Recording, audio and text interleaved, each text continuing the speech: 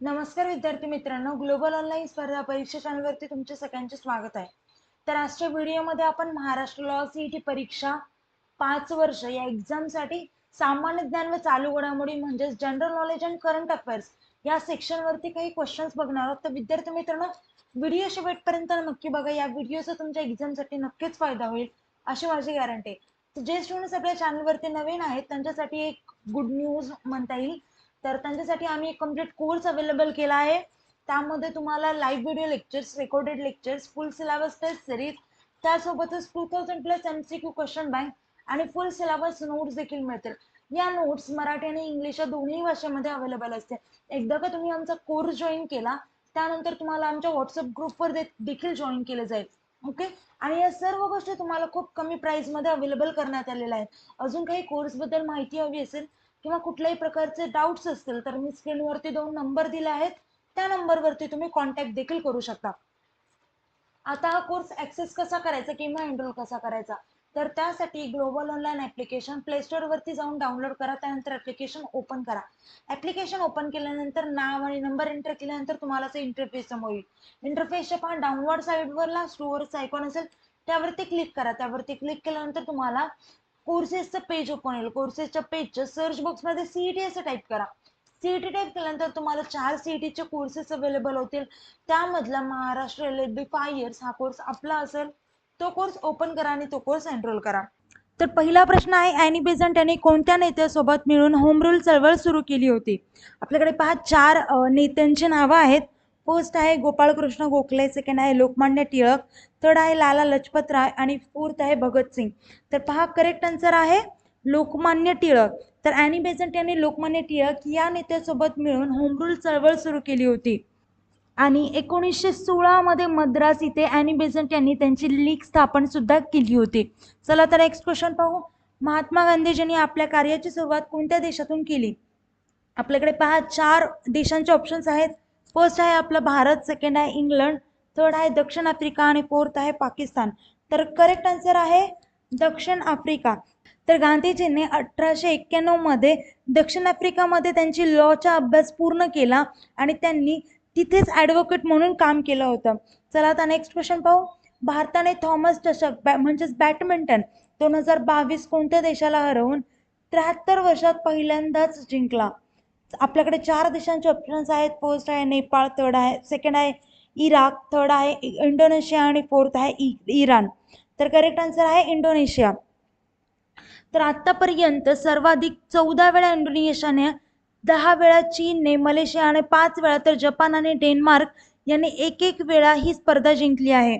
आणि 2022 साली भारताने या स्पर्धेत इंडोनेशियाला हरवून फर्स्ट टाइम हा चषक मिळवला आहे. आता नेक्स्ट क्वेश्चन आहे, शिवनेरी किल्ला कोणत्या जिल्ह्यात आहे? आपल्याकडे पहा 4 जिल्ह्यांची नावं आहेत. फर्स्ट आहे सातारा, सेकंड आहे रायगड, थर्ड आहे पुणे आणि फोर्थ आहे कोल्हापूर. तर पहा विद्यार्थी मित्रांनो, करेक्ट आन्सर आहे पुणे. तर मित्रांनो, शिवनेरी किल्ला पुणे जिल्ह्यातील जुन्नर शहरात आहे. ओके. चला तर आता नेक्स्ट क्वेश्चन पाहू. सिक्कीमची राजधानी कोणती? तर आपल्याकडे पहा सिक्कीम हे एक राज्य आहे, त्याची राजधानी विचारली आहे. आपल्याकडे 4 ऑप्शन्स आहेत. फर्स्ट आहे दार्जिलिंग, सेकंड आहे गंगटोक, थर्ड आहे थिम्पू आणि फोर्थ आहे नेपाळनगर. तर पहा करेक्ट आन्सर आहे गंगटोक. तर सिक्कीमची राजधानी गंगटोक आहे. आता चला नेक्स्ट क्वेश्चन पाहू. खालीलपैकी कोणता तालुका नंदुरबार जिल्ह्यात नाही? आपल्याकडे पहा 4 ऑप्शन्स आहेत. फर्स्ट आहे शहादा, सेकंड आहे तळोदा, थर्ड आहे शिरपूर आणि फोर्थ आहे नवापूर. तर पहा विद्यार्थी मित्रांनो, करेक्ट आन्सर आहे शिरपूर. तर शिरपूर हा तालुका नंदुरबार जिल्ह्यात येत नाही.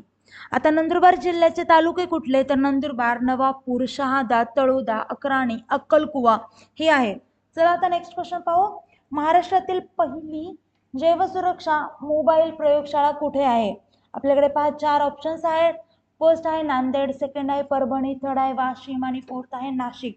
तर पहा करेक्ट आन्सर आहे नाशिक. तर महाराष्ट्रातील पहिली जैवसुरक्षा मोबाईल प्रयोगशाळा नाशिक येथे आहे. आरोग्य आणि कुटुंब कल्याण मंत्रालयाद्वारे महाराष्ट्रातील पहिली जैवसुरक्षा मोबाईल प्रयोगशाळा ही नाशिकमध्ये सुरू करण्यात आली आहे. चला आता नेक्स्ट क्वेश्चन पाहू. नांदेड हे शहर कोणत्या नदीच्या काठावर आहे? आता आपल्याला 4 ऑप्शन्स आहेत, पूर्णा, वैनगंगा, गोदावरी आणि फोर्थ आहे तापी. तर करेक्ट आन्सर आहे विद्यार्थी मित्रांनो गोदावरी. तर नांदेड हे शहर गोदावरी नदीच्या काठावर आहे. आता तुम्हाला माहिती असेल तर नांदेड या ठिकाणी गुरुद्वारा हा खूप प्रसिद्ध आहे. चला आता नेक्स्ट क्वेश्चन पाहू.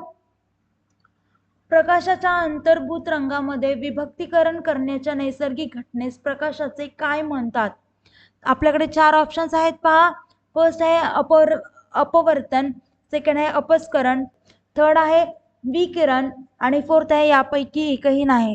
तर करेक्ट आन्सर आहे पहा अपस्करण. तर विद्यार्थी मित्रांनो आता जर आपण एक्झाम्पल घेतलं रेनबोचा, तर जेव्हा रेनबो पडतो तर त्याचे सूर्यकिरण हे थेंबातून जातात आणि त्याच्या आतले थेंबाच्या आतले जे कलर असतात म्हणजे 7 कलर असतात तर ते दाखवतात.